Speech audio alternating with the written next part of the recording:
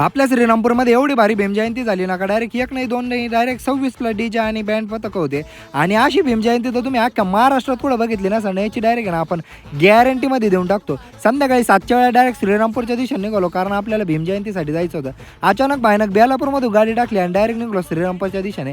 जशी बेलापूरच्या कामानीतून गाडी आतमध्ये टाकीत नाही डायरेक्ट मिरवणुका चालू झाल्या होत्या आणि इतक्या बेकार मिरवणुका होत्या का विषयच नाही. सगळीकडे डायरेक्ट आनंदाचं वातावरण पसरलं होतं. लहान मोठ्यापासून सगळेजण डायरेक्ट आहे ना अचानक भयानक आनंदाने नाचत होते. इतके बेकार नाचत होते का विचारताच सोय नाही. आणि एवढा मोठा जनसमूह फक्त एका माणसाच्या जयंतीसाठी जमलेला होता. म्हणजे विचार करा त्या माणसाने आपल्यासाठी किती काही करून गेला असेल. आणि यासोबत मुलांसोबतच मुली पण डान्स करत होत्या. आणि खरंच बाबासाहेबांनी महिलांसाठी पण खूप काही केलेलं आहे बरं का. आणि खाली आपल्याला फॉलोअर्सला ताण देत होते त्याच्यामुळे डायरेक्ट अचानक भयानक आपण डीजेच्या गाडीवर चढवलो आणि ही मिरवणूक आपल्याला सगळ्यात जास्त आवडली बरं का. त्याच्यानंतर डायरेक्ट आपले फॅन फॉलोअर्स आणि व्लॉगर सोनल ताई भेटली. त्यांना मस्तपैकी व्हिडिओ घेतला त्यांच्यासोबत आणि डायरेक्ट मग या 2 डीजे मधलं कॉम्पिटिशन बघितलं आणि मस्तपैकी मग सगळ्या फॉलोअर्ससोबत डान्स वगैरे केला. त्यांच्यासोबत फोटो बिटो क्लिक केले आणि डायरेक्ट आहे ना सगळ्यात महत्त्वाचं म्हणजे ते होते म्हणून आपण होते. आपण हे कधी विसरायला नाही पाहिजे. बाकी तुम्हाला उन्हात आणायचे एवढे भारी भारी व्लॉग बघायचे असेल ना मुकुल साबळे लवकर फॉलो करून टाका. संपला विषय.